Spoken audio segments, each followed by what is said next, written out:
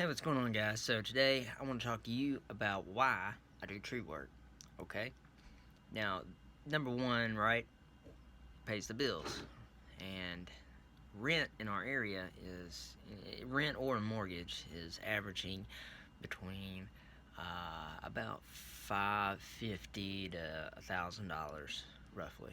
Okay, that's for rent or a mortgage. Okay, so one tree removal job, or big tree trimming job, or whatever. I mean, it's covered right there. That big bill that always takes your cash and leaves you broke. It's it's, it's paid for with one job, just one. Okay, one job. So, I mean, if you got one job, just all right, think about it. One tree job a week. If you just did one tree job a week, and each one of those jobs paid pretty decent. I mean, think about that. 4 jobs a month, and almost all your bills are covered, right? Hopefully, or they may all be covered, and you may have now you've got to the point where you're actually able to save money instead of just living paycheck to paycheck and counting change. And we've all done that. I've done that. It sucks, right? Now, tree work is challenging. Okay, it's every day it's a new challenge. Every tree is different.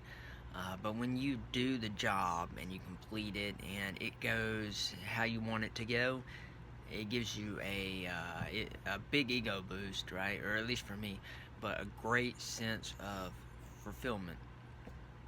Okay, it's just awesome. You get a good feeling about it, right?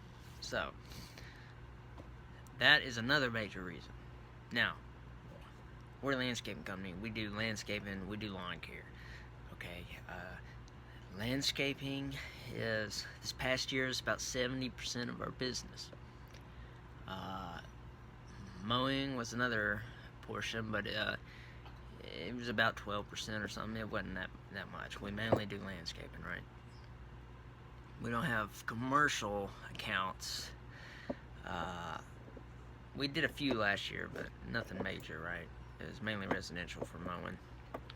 So, with that being said, mowing, okay, it's pretty consistent. You know, with your customers, kind of, how much money you're going to make for that season, right? And you can pick them up along the way if, you've got the space. Landscaping jobs, however, are different. You're just waiting for the call. Okay, yeah, you might run out, plant some uh, arborvitaes and some boxwoods, or do some mulch and do a hardscape. That's another big money maker right there, hardscaping. I haven't yet branched into that. I do fire pits, stuff like that, but nothing like major patio. But man, I want to, because that's some money right there too. But anyway, you know, our biggest job last year was like, I think it was like $12,000. On a single job. Okay, for a landscape install, mulch and all, plants, stuff. Okay, there was very little overhead for that job, right? But it was so there was a lot of profit. But at the same time, after that, it's just small little jobs, and you might have a gap.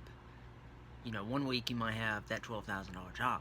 The next, you may not have nothing. It may just be mowing, or it might be a small job, just trimming some bushes, or planting a few trees, or just a small mulch job. It's not always going to be big. So this is where tree care comes in, right?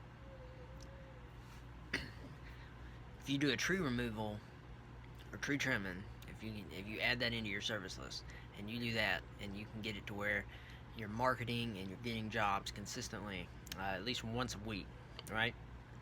Or on the weekends, whatever you want to do it. That will fill that void. That will fill that gap of money that you're losing from your other services offered. Okay? The wintertime. Wintertime is terrible for us. In Virginia, that's where we are, okay? Nobody wants to pay for landscaping. After fall cleanups and And trimming bushes, it's over with. Nobody wants to do nothing. Okay, it's too cold to do anything, and you know, everybody around here, the holidays, it's got their money. And even residential snow removal, it's out the window. Nobody wants to do that. Okay, they don't care. Not in our area. Okay, commercial, there's snow removal, but you got people that are like high school coaches, and the only thing they do during the winter to make extra money is plow snow, and so that's all they do is just snow removal. So you've got so many snow removal guys just to bid on something. It's like a feeding frenzy for sharks. Okay, it's crazy. It's just ridiculous. And then sometimes it don't even snow. It may not snow for 2 years, other than a light dusting. Okay, and this year we just happened to get the most snow we've had in a couple years, but it's been there's always a 2-year gap almost between the amount, like a decent snowfall, right? It's not worth it for us. So the tree care, the tree removals, the trimmings, that right there helps fill in that gap. And I'm telling you, you need to get into it. It'll be good for your business.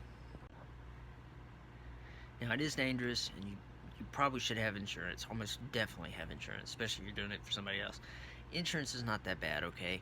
Our insurance, I think we pay $600 and some for the premium, I think, or whatever it is called. And you know, one tree removal job, that's paid for. Okay, they can be paid for in one job. It's nothing. Okay, it's not like what you think.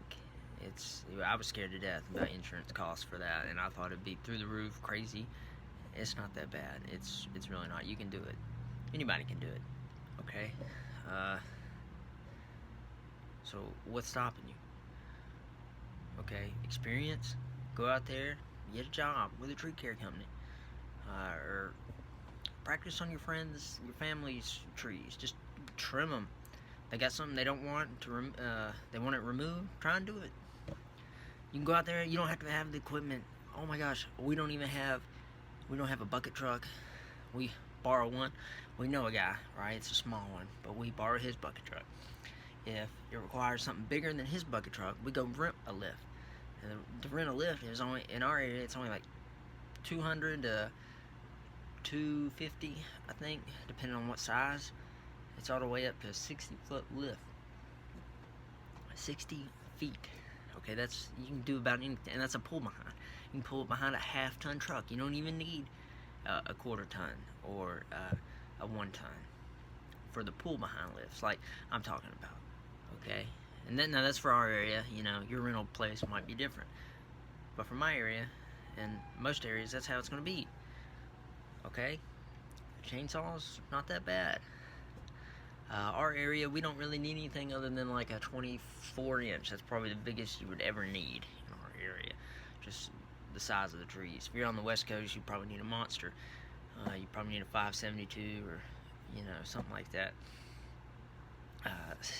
The steel 500 or, you know, something big. For us, though, we don't need it on the East Coast, right? Not trees right here in this, they're not that big. But you can do it, okay? You can do it, and it will help you. It will help your business. But if you don't, I mean, go get a job with the tree service, practice on your friends and family, gain experience, because that's something you need to have. You need to practice. You can learn a lot from YouTube, okay?